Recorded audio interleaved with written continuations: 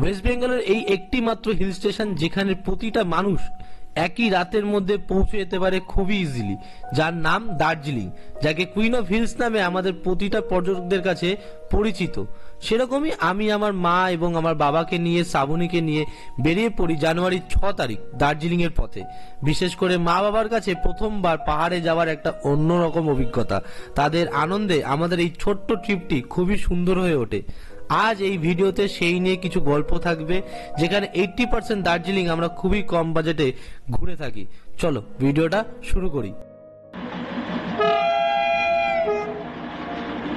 জিও কি লাগছে?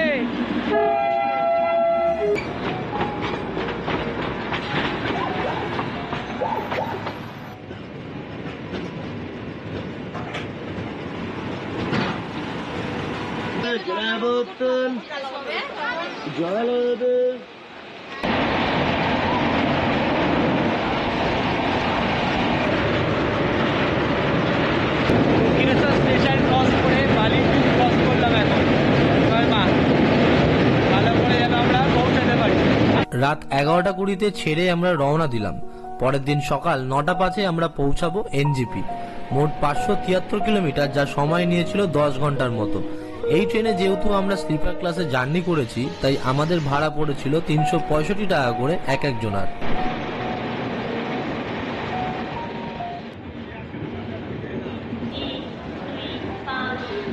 পুরো ট্রেন বলতে পারো এখানে 90% ফাঁকা হয়ে যাবে, এত লোকে লাইন দিয়েছে এনজিপি নামবে।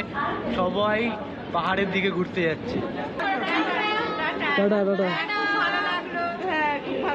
ইচ্ছে তো রয়েছে বাবা মাকে নিয়ে শেয়ার গাড়িতে, এত চাপাচাপি হয় বলে শিলিগুড়ি থেকে বাস ধরবো দার্জিলিংয়ে। তবে কখন কিরকম বাস পাবো এখন পর্যন্ত জানি না। তো আমরা নেমেছি 1A প্ল্যাটফর্মে। চলো এবার আমাদের এখান থেকে 1 নম্বরে গিয়ে ওখান থেকে বাইরে বেরোতে হবে।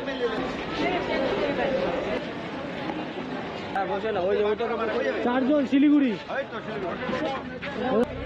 ভাড়া কত টাকা শিলিগুড়ি? 30 টাকা করে ভাড়া শিলিগুড়ি। একবার তোমাদের পিছনে কন্ডিশনটা তোমাদের দেখাই।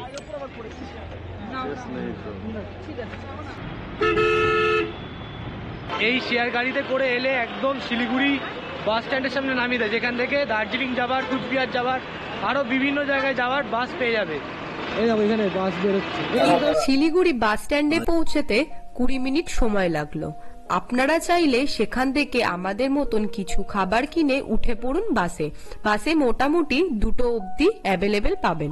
আমরা পৌঁছাতেই বাসে সিট পেয়ে যাই এবং রওনা দিই দার্জিলিং এর পথে। এই 4 ঘন্টার বাস জার্নিতে এক একজনের ভাড়া পড়ে 105 টাকা করে, যা খুবই সস্তা এবং আরামদায়ক।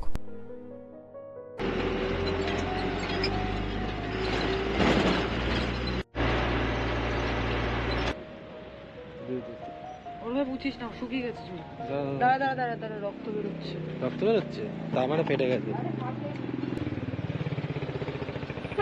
বাসে উঠতে গিয়ে সামনে একটা ইয়েতে এমন ধাক্কা খেয়েছি, মাথায় লাগলো, মাথা থেকে রক্ত বেরোতে শুরু করে দিল। ভালো রক্ত বেরোচ্ছে? আরে অল্প, এদিকে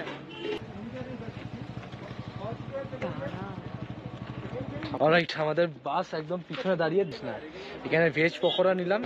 অল্প ছিল যে রক্ত বেরোচ্ছিল। ভালো, এটা মনে হয় বাঁধাকপি পকোড়া না? 8 পিস 30 টাকা নিল। দাঁড়া,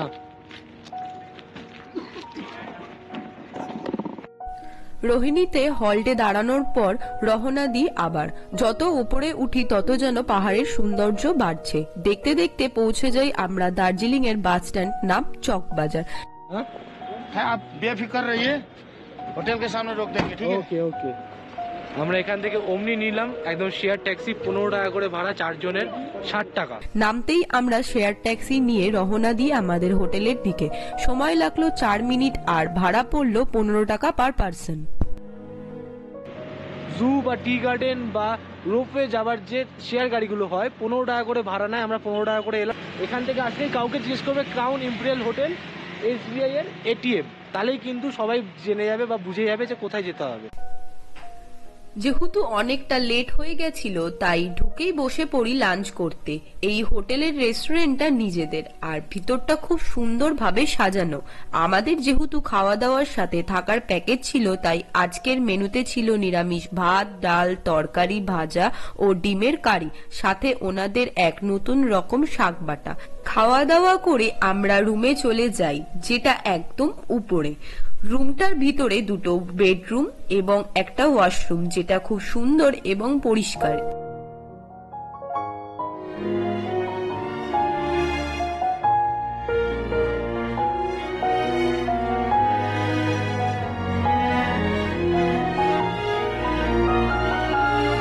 এই রুমের সব থেকে যেটা ভালো লেগেছে সেটা হলো রুমের সাথে ব্যালকনি, যেখান থেকে মারাত্মক পাহাড়ের ভিউ পাওয়া যাচ্ছে। দেখো এখান থেকে নামছি আর পুরো জোনাকি পোকার মতো সব হোটেলের লাইট জ্বলছে, কি দারুণ বল শ্রাবণী। তার পাশে একটা এত সুন্দর মেয়ে আছে। চলো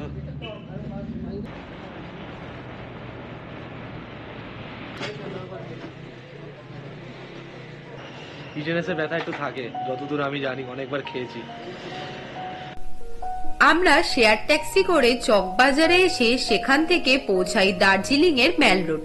তোমরা সেখানে চাইলে আমাদের মতন সন্ধেবেলা সময় কাটাতে পারো, যেখানে গ্লিনারিসের মতন famous cafe, KFC, Domino's, pizzas আর নানা ধরনের রেস্টুরেন্ট, বিভিন্ন জামা কাপড়ের দোকান, আরো কত নানা ধরনের চায়ের দোকান, যা দার্জিলিং এ খুবই ফেমাস।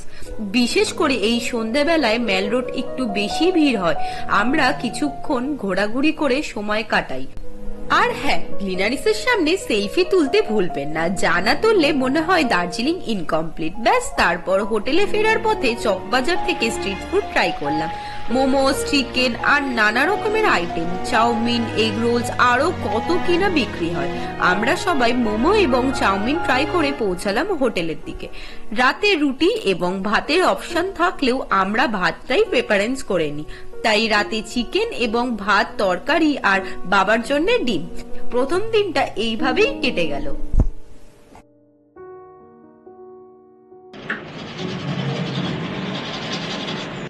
আজকে ব্রেকফাস্টে কি কি আছে তোমাদেরকে একবার দেখাই। দেখো আমার তো ভালো লাগছে বেশ। এটাকে বলে কি যেন? নান নান নান নানপুরি। নানপুরি। দেখো এই হচ্ছে নানপুরি, বেশ মোটা মোটা Soft সফট আছে, পুরো টাইপের। soft। বাড়ছি আগে, তার সাথে কি কি আছে বলি। এখানে ছোলা আছে আলু মটরের তরকারি, মানে ঘুগনি। ছোলাও দিয়েছে? ছোলাও দিয়েছে, রাইট, ছোলাও দিয়েছে। দারুন দারুন দারুন, অনেকটা দিয়ে গেছে আমাদেরকে, যেহেতু আমরা উপরে বসে খাচ্ছি। আর একটা ইনফরমেশন দিয়ে রাখি, এই যে নানপুরি খাচ্ছি, ভেবো না প্রচুর আনলিমিটেড রয়েছে। এটা আমি যেটা জানতে পারলাম, 2 পিস করে কিন্তু নানপুরি দেবে, সাথে তরকারি রয়েছে। তো এটা আমি যখন জিজ্ঞেস করলাম যে এক্সট্রা পাওয়া যাবে কিনা, বললো 2 পিস করেই আমাদের প্যাকেজের সিস্টেম আছে। তো এই যা, আর ভিউটা জাস্ট দেখো, এরকম ব্রেকফাস্ট করতে করতে এরকম ভিউ অসাধারণ। রোদ পড়েছে, ঠান্ডাটা বেশ ভালোই লাগছে। অলরেডি আমরা সেজে গুজে বাইরে বেরিয়েছি, এখন ঘুরতে যাব। তো এখান থেকে কোনটা কোনটা কাছে হবে আমাদের?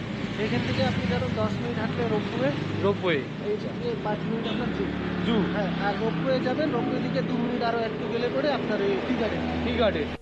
আমাদের হোটেলটা ম্যাল থেকে দূরে হলেও দার্জিলিং জু জাস্ট অপোজিটে। হাঁটা পথে 3 মিনিটে পৌঁছে যাই আমরা জু এর গেটের সামনে।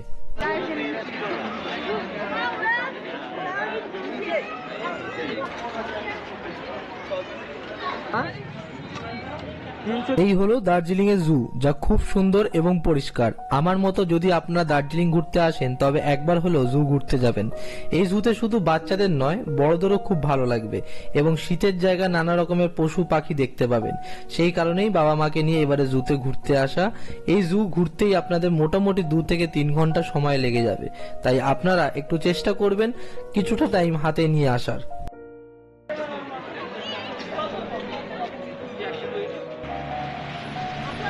रोपवे, रोपवे कितने लोग हैं? 4 जन।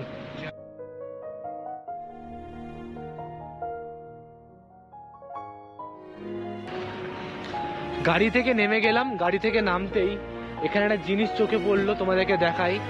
মেহুনা, ইয়ারিয়া, আরো বিভিন্ন ধরনের মুভি এই স্কুলে শুটিং হয়েছিল। তো সেই হচ্ছে school, Saint Joseph school, North Point, Darjeeling বলে নামটা। এই দেখো এখানে গাড়ি ফাড়ি দাঁড়ানো আছে, বাস্কেটবল প্লেগ্রাউন্ড, আর এই হচ্ছে স্কুল। কত সুন্দর লাগছে দেখো স্কুলটা, মনে হচ্ছে একটা চার্চ না? স্কুলটা দেখে মনে হচ্ছে পুরো চার্চ। ঘুরছে। উপরটা এটা ঘুরছে না, প্লাস ওখানে আবার ইয়েও রয়েছে, ঘড়ি। Ropeway will remain close tomorrow repairing के लिए मेंटेनेंस होगा, 3 दिन मेंटेनेंस होगा। अभी बंद रहेगा। Today ticket counter close. দেখো কত লাইন এখান থেকে, এই পাশ থেকে এই পাশে পুরো লাইন।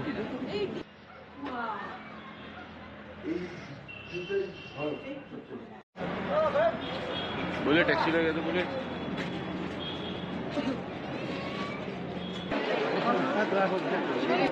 ব্যাপক পরিমাণে ভিড় এই ম্যালরোড যাওয়ার পথে চক বাজারের এখানে, চারিদিকে শুধু খাবারের দোকান। ये क्या है? हाँ चल रोटी रोटी कितना है? एक 10 रुपए। एक दीजिए तो। ঠিক জিলিপির মতো লাগছিল, ভাজছিল, কিন্তু জিনিসটা জিলিপি নয়। জিনিসটা কি ঠিক বোঝা যাচ্ছে না। গরম है ना? गरम है। ধর এক খা কে দেখতে, একটা খেয়ে দেখি আগে কেমন। ফার্স্ট টাইম এগুলো ট্রাই করছি। সুজি দিয়ে তৈরি এরকম কিছু লাগছে। হেভি।